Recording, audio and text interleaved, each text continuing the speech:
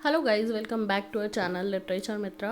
आज हम बात करने वाले हैं MAG07 की बैकग्राउंड कैजुअली, जो कि लिखी है नसीम एज़ेकील ने। और ये पोइट्री आपके सिलेबस में है और आपको इसको पढ़ना चाहिए, बहुत ही इम्पॉर्टेंट है। तो बिना देरी के शुरू करते हैं इसकी हिंदी में समरी।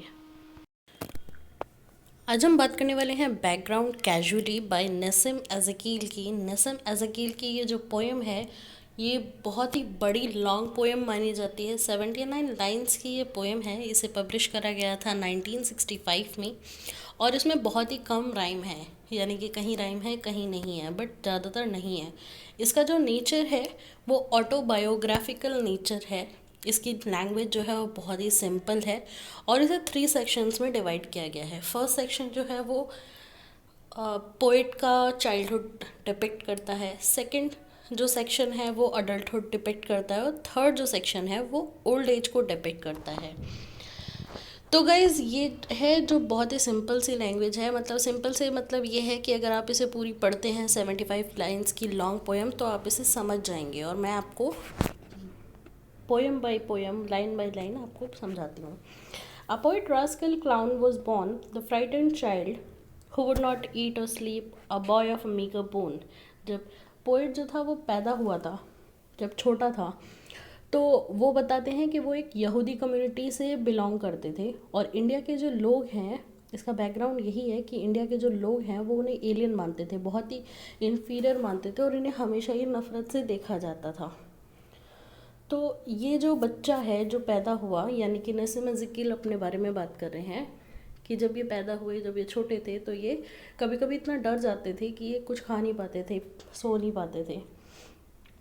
और he never learn to fly a kite, यानी कि वो कभी भी पतंग उड़ाना नहीं सीखे। और इसका एक सिंबॉलिक मीनिंग ये भी है कि वो कभी भी पतंग की तरह उड़ नहीं पाए, एक्सप्लोर नहीं कर पाए। His borrowed top refused to spin, I went to Roman Catholic school, a mugging Jew among the Wolves.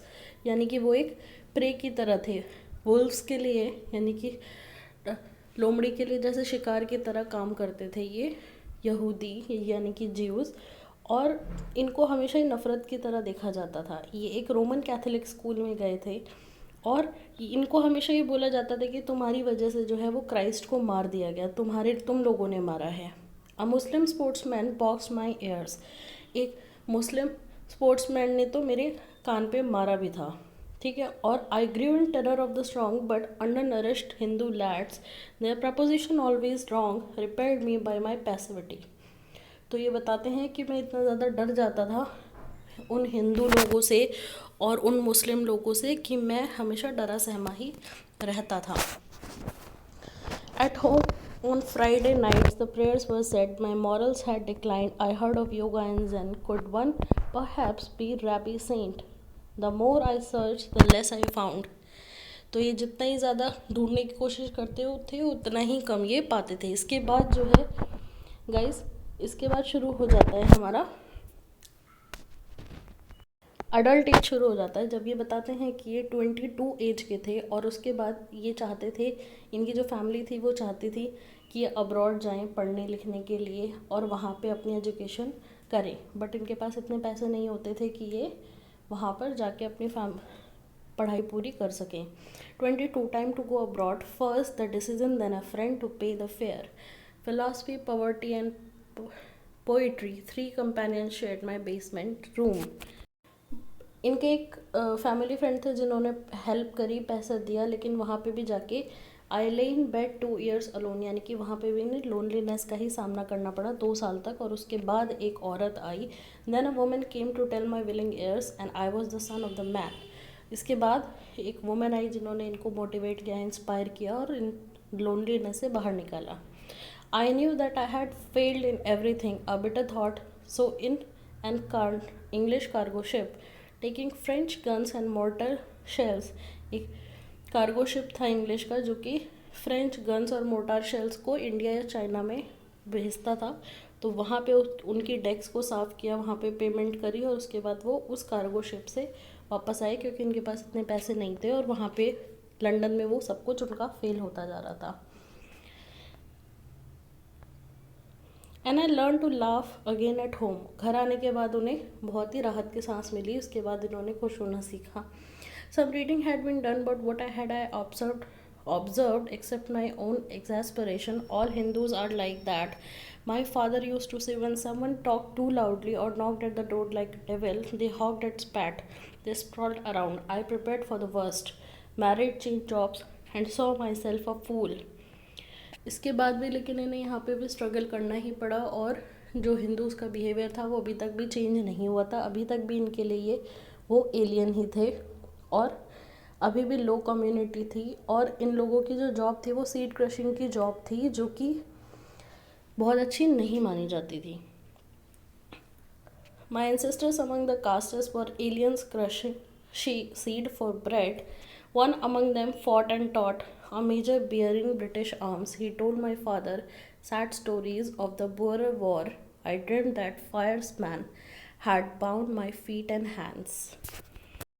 इसके बाद गाइज इनकी ओल्ड एज के बारे में बताया है। The later dreams were all of words. I did not know that words betray but let the poems come and lose that grip on the things the worldly prize.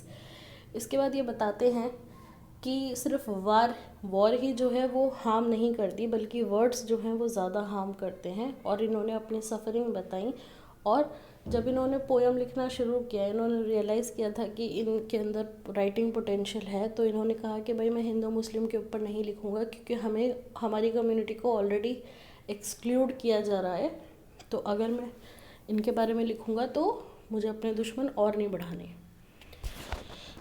इसके बाद ये कहते हैं कि जो ब्रिटिशर्स थे वो इंडिया को बैकवर्ड कम्युनिटी कहते थे, और हमें यानी कि यहूदियों को एलियंस कहा करते थे, और ये जो हैं चूज़ करते हैं इंडिया में ही रहना, जबकि इनकी जो ज़्यादातर कम्युनिटी है वो आउटसाइड इंडिया ही रहती थी।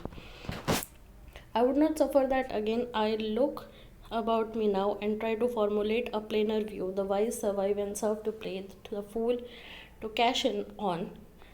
The inner and outer storms, the Indian landscape sears my eyes. I have become a part of it to be observed by foreigners. They say that I am singular. They let us overstate the caste. I have made my commitments now. This is one, to stay where I am, as others choose to give themselves in some remote backward place. My backward place is where I am. तो ये कहते हैं कि लोगों ने बहुत दूर दूर जाके अपने अपने जगह बना ली हैं, बैकवर्ड प्लेसेस बना लिए हैं, पर मेरा बैकवर्ड प्लेस यहीं पर है, और मैं जहाँ रहता हूँ वहीं रहूँगा। मैं इन लोगों के डर से या इन लोगों की बातों से अपने आप को इन्फीरियर फील करा के यहाँ से छोड़ के नहीं जाऊँगा। मैं जहाँ रहता हूँ मैं वहीं रहूँगा, और मैं अपने आप को इंडियन ही कहलाऊँगा। तो आई होप आपको क्लियर हो गई हो। इसके अंदर थीम्स है कल्चर, रेस, आइडेंटिटी और बिलोंगिंगनेस। ठीक है, तो ये चीज़ आपको ध्यान रखनी है, और आई होप आपको पोएम समझ आई हो। Thank you guys for watching this video. If you like this video, hit the like button, keep sharing and do subscribe our channel.